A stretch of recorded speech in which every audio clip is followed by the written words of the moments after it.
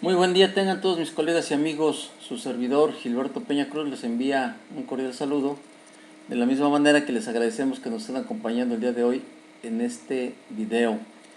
Primero me gustaría invitarlos a que visiten los sitios electrónicos que estoy manejando.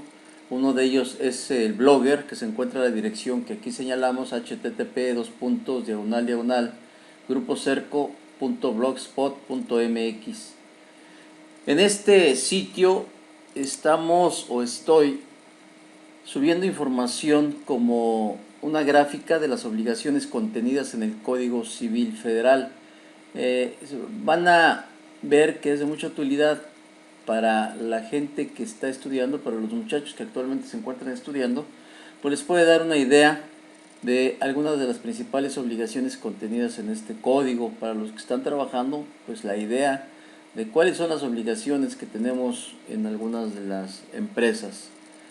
También tocamos temas relativos a tesis y jurisprudencias. Subimos ahí algunas tesis y jurisprudencias que pudieran ser o son de aplicación obligatoria para el poder jurisdiccional, que son en algunos casos de beneficio para nuestro actuar, ya sea como contadores públicos o como abogados.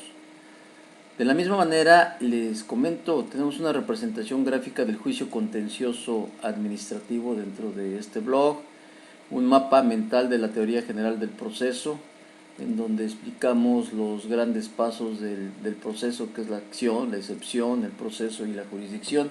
Este mapa mental pues ha tenido muchas visitas, se los recomiendo de la misma manera para la aplicación práctica de aquellos que se dediquen al aspecto jurisdiccional perdón, que se dediquen al aspecto de la defensa fiscal o de la defensa civil. Pues ahí pueden ver cuáles son los pasos que se siguen en forma general. De la misma manera subimos algunas notas de humor y motivacionales, pues esto con la idea de cambiarle. No todo es seriedad dentro de este mundo. Recuerden que decían por ahí: no tomes la vida tan demasiado en serio, de cualquier manera no vas a salir vivo de ella. Y creo que eso es más que cierto. En Twitter la dirección es @Gilpec. Con este nombre me pueden encontrar en Twitter. De la misma manera estamos subiendo este tipo de información y las ligas y los enlaces, los links a la información que subimos tanto en Blogger como en YouTube. En YouTube pueden encontrarme con la búsqueda de Gilberto Peña Cruz. Ahí estamos a sus órdenes, lo mismo que en Facebook. En YouTube estamos subiendo videos tocando algunos aspectos legales, algunos aspectos fiscales. Cada mes o cada 2 meses hacemos una visita o hacemos un video con el titular de la delegación de la Prodecon de Quintana Roo, el maestro Marcos Gutiérrez, y en donde tocamos temas precisamente de la defensa que lleva a cabo la Prodecon a favor del contribuyente. También tocamos algunos temas con relación a nuestra actividad en las empresas. Principalmente, miren, uno de los aspectos que nos ha movido a realizar este tipo de actividad es darle a conocer a todos los colegas, a todos los amigos, cuáles son los puntos primordiales y de aplicación práctica para nuestro actuar dentro de las empresas. El día de hoy, ¿qué tema vamos a tocar? El día de hoy vamos a seguir con la segunda parte de la auditoría corporativa que empezamos a revisar la semana pasada, en donde vimos algunos temas de las revisiones que se llevan a cabo dentro de lo que es la auditoría corporativa. ¿Qué es lo que vemos en la auditoría corporativa? Yo les quiero comentar los puntos más importantes de los cuales nosotros tenemos antecedentes en el desarrollo de nuestra práctica profesional y que se nos han presentado y que nos han causado, pues en algunos casos, alguna extrañeza, y en algunos otros casos pues entendemos que el contador público a veces no nos alcanza el tiempo para realizar todas las actividades que debemos de realizar precisamente dentro de las empresas. Precisamente por eso es que queremos llamar su atención para estos temas que estamos dejando pendientes. Pues bien, dentro de la auditoría corporativa, una de nuestras obligaciones primordiales que yo creo que no debemos de dejar de pasar es revisar todas las escrituras públicas relacionadas con la Constitución y reformas de los estatutos de las empresas. Esas escrituras, tanto ordinarias como asambleas, tanto ordinarias como extraordinarias. Debemos de checar en primera instancia lo que es la escritura pública de la Constitución Social, revisar que esté adecuada a lo que establece la Ley General de Sociedades Mercantiles. Sabemos que en algunas ocasiones se presentan algunos errores por ahí por las notarías, y vamos a tratar de detectarlos para darle seguridad jurídica a las empresas que estemos nosotros asesorando o le estemos prestando servicios profesionales de contabilidad.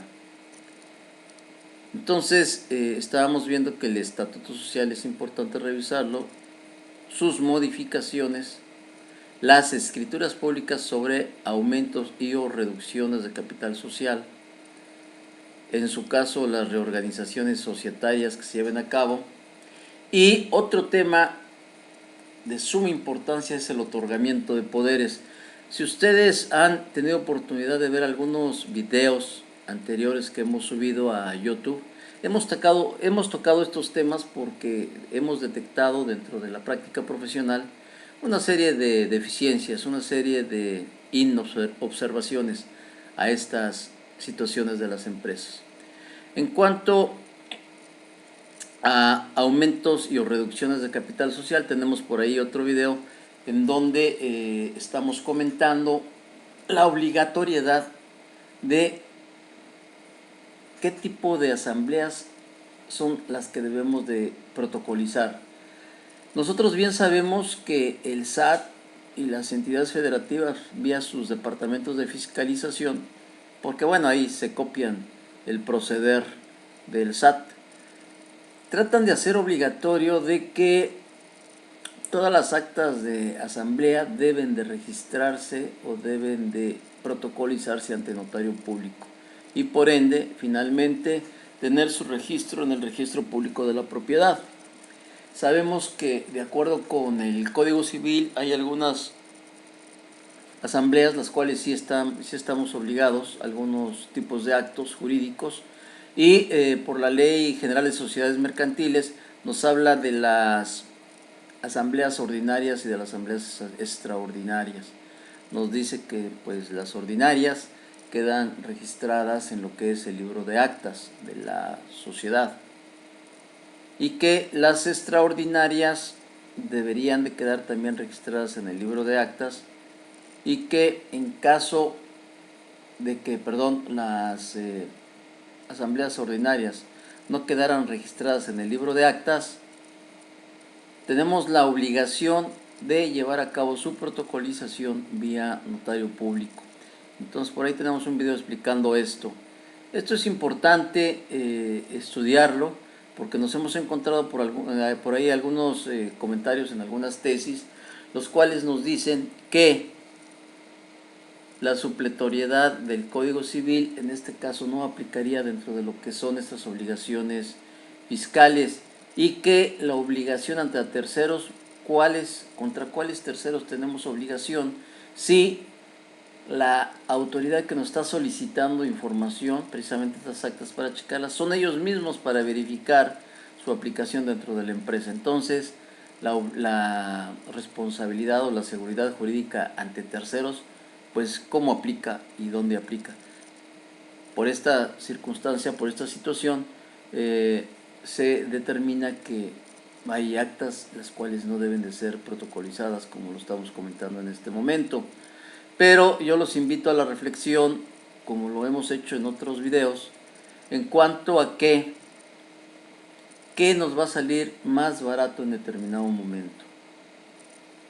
Aventarnos o llegar hasta una defensa fiscal en contra de las autoridades para hacerle entender a los jueces, a los magistrados, de que pues en el caso de donde hemos tenido mayor reincidencia por parte de la autoridad que no nos quiere hacer válidos, son los contratos de préstamos, son los aumentos de capital y máxime en su parte variable.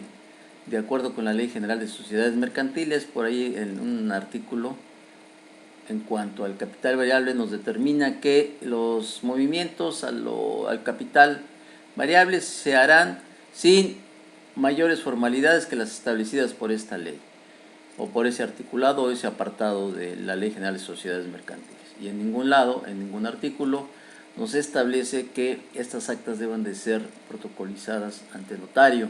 Precisamente para eso es para lo que nosotros establecemos las compañías como sociedades anónimas de capital variable, para tener precisamente la flexibilidad de estar aumentando y disminuyendo el capital de acuerdo con la actividad a la que se dedique la empresa.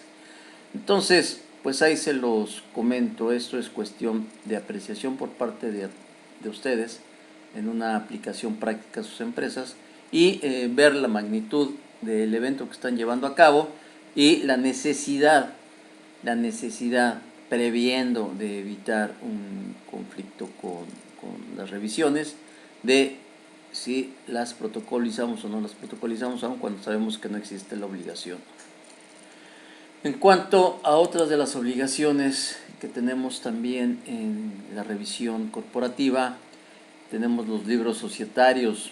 Dentro de estos encontramos los libros de actas de las asambleas generales de accionistas y algo que se nos ha estado yendo es las acciones, la elaboración de las acciones. Pero permítanme, estoy recordando otro tema que estamos dejando aquí pendiente en cuanto a la compra-venta de acciones. De acuerdo con lo que estábamos comentando en el tema anterior, veíamos que las modificaciones al capital social nos hemos encontrado que en muchas ocasiones no se encuentra realizada el acta de la compra-venta de estas acciones. Por lo tanto, los socios que se encuentran registrados tanto dentro de la contabilidad como del libro de accionistas, pues no son los actuales, son los anteriores. Y máxime que la obligación, de acuerdo con las leyes respectivas, en cuanto a que en el caso de compra-venta de acciones debemos de retener un 20% de impuesto. Si queremos evitar la retención de este 20%, estaríamos en la oportunidad en el aspecto discrecional por parte de los socios o accionistas de realizar un dictamen de compra-venta de acciones vía por medio del cual pudiéramos reducir grandemente el pago del impuesto y evidentemente pues tener un ahorro para los socios accionistas de acuerdo con los resultados que tengan en las empresas. Este ha sido un problema grave que nos hemos encontrado dentro de las sociedades. Vemos que han hecho varias compraventas de acciones y no se ha realizado el dictamen y mucho menos no se ha hecho el pago de la retención del 20%. Este pago, en caso de que no lo hayan realizado, en el supuesto de una revisión por parte de la autoridad y que se percaten de esta situación, pues acuérdense que ya implicaría actualización, recargos y multas. Y otro tema muy importante que también lo analizamos y lo vimos en algún video anterior es el tema relativo al otorgamiento de poderes. ¿Qué sucede con este otorgamiento de poderes? Pues sucede que estos poderes no se revocan cuando algún ejecutivo de la empresa o algún empleado de la empresa se retira de ella, renuncia, se va de la empresa y ya no trabaja para esta. Por lo que nos encontramos y les platico esta situación, que esto es alguna situación real que nos encontramos, de que si una persona cuenta con un poder, pues puede seguirlo ejerciendo, porque hemos revisado por donde se maneja el poder. Por ejemplo, cuando hemos revisado con magistrados y jueces, cuando alguien llega y se ostenta como representante de una empresa, presenta su instrumento notarial, con los sellos del notario, con el registro público de la propiedad, etcétera, etcétera. Para todos los efectos cumple con todas las formalidades de los documentos, por lo cual estos documentos a ser expedidos por el notario público, el cual tiene fe pública, pues precisamente hace prueba plena, y los jueces y los magistrados no tienen mayor obligación de revisar si estos poderes son actuales o no son actuales. La única manera de revisar si estos poderes, estos documentos siguen vigentes, pues sería hacer una revisión ante el notario público o ante la central de notarías para ver si no está revocado, o bien hacer estas investigaciones.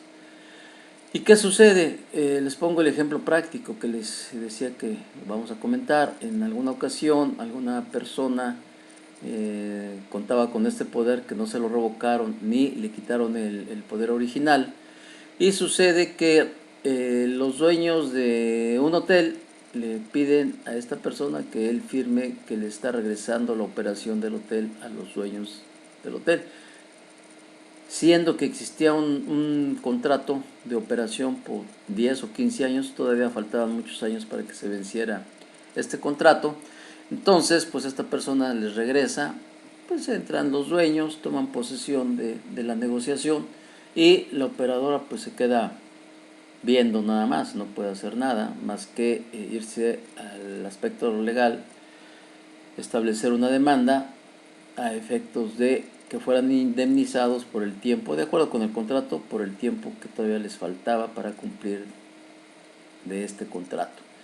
Entonces, ahí las cosas, las recomendaciones, algunas de las recomendaciones que hemos visto y que hemos llegado a generar en las pláticas que se han dado con notarios o gente que trabaja con notarios es: se pudieran expedir poderes con una limitación de tiempo, poderes por un año.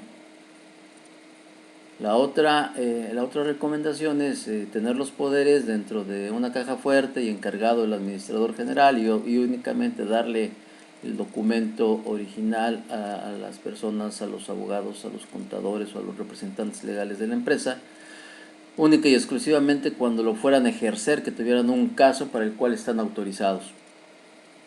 ¿Okay?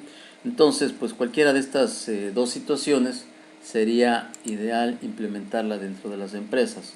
Lo indicado es que cuando algún trabajador de la empresa se esté retirando de ella, dentro del checklist, que lo conocemos muy americanizado este término, dentro de la relación de revisión de los ejecutivos cuando se van de la empresa, deberíamos de anotar, solicitar o verificar que el poder original que se le otorgó esté o quede en manos de la empresa para revocarlo, precisamente para revocarlo, y verificar ante el notario, ante el registro público de la propiedad, que no haya o que no se hayan expedido más poderes que estén vigentes. Esto nos daría una seguridad jurídica para la empresa de que no nos vamos a ver sorprendidos de que gente que ya no esté trabajando siga ejerciendo los poderes, y sobre todo pudiera causarle algún mal por este ejercicio de los poderes. Esto es en cuanto al otorgamiento de poderes. Y en cuanto al punto también que es de suma importancia y que vemos que muy pocas empresas lo están haciendo, es la emisión de las acciones. Sabemos que tenemos obligación de emitir estas acciones a los socios o accionistas, porque nos ha tocado en la práctica de que algunas otras empresas quieren hacer movimientos con compañías para los cuales les solicitan sus certificados de acciones o partes accionarias, como les gusten llamar, a efectos de que queden en poder de ellos para hacer algunos movimientos de representación, algunos movimientos de compra de algún equipo o cambios de permisos de importación, etcétera, etcétera, de algún equipo de la empresa, y que pues precisamente no se pueden llevar a cabo porque pues sí están en la escritura pública como socios y accionistas, pero estos certificados no han sido expedidos. Pues es otro punto de suma importancia que se nos está olvidando, mis estimados colegas, y que cualquiera de estos 3 puntos que les he señalado nos pudieran causar una serie de problemas. Primero, no estamos haciendo el dictamen de compra-venta de acciones. Nos revisan y nos van a aplicar una multa por no haber pagado la retención a la que tenemos obligación de acuerdo con la ley del impuesto sobre la renta, que es del 20%. El dictamen, si lo llevamos a cabo, pues queda registrado y lo tenemos que presentar ante el SAT, y pudiera ser inclusive que no se pague impuesto por esta enajenación de acciones. La otra que veíamos era el otorgamiento de poderes, y el otro, la emisión de los certificados accionarios. El otorgamiento de poderes, pues, por los ejemplos que les acabo de comentar, de que pudieran seguir ejerciendo los ex trabajadores de la empresa, los ex empleados o ex ejecutivos, y pudieran estarse mostrando como que siguen formando parte de la empresa para hacer negocios en los cuales ellos pudieran salir beneficiados. Y en cuanto a las acciones, bueno, la oportunidad de negocio se nos pudiera detener, se nos pudiera complicar por no tener estos certificados accionarios. Y así las cosas, mis estimados amigos y colegas, estas recomendaciones. Seguiremos haciendo algunos videos referente a estos puntos importantes a revisar dentro de lo que son las auditorías corporativas dentro de las empresas. En alguna ocasión posterior tendremos oportunidad de revisar el famosísimo, ya saben que cuando se va a hacer la compra-venta de una sociedad, existe un documento por ahí que se llama el due diligence, la debida diligencia. Y la debida diligencia es parte de todo esto que vemos en la auditoría corporativa, pero con mayor acuciosidad, debido a que como va a ser una compraventa, debemos estar bien seguros de que el comprador no va a estar llevándose problemas posteriores con la empresa, inclusive problemas hasta de quiebra, porque haya algunos vicios ocultos por ahí de los cuales no esté enterado el comprador. Entonces vamos a tocar más temas interesantes referente a lo que es la auditoría corporativa. Les agradezco su visita el día de hoy y esperemos que les haya gustado el video y que lo tengan presente cada que quieran hacer alguna consulta. Pues estamos a la orden. En la hoja que les estoy presentando, en la hoja de presentación, se encuentra también el sitio web donde tenemos nuestra hoja, que es www.cpgrupocerco.com, y nos pueden llamar o nos pueden, enviar alguna consideración, alguna pregunta, alguna recomendación a este correo de cogoadmon@yahoo.com. Pues es todo lo que tenemos, amigos, el día de hoy. Lo dejamos aquí y estamos a la orden para cualquier observación. Muchas gracias y tengan muy buen día.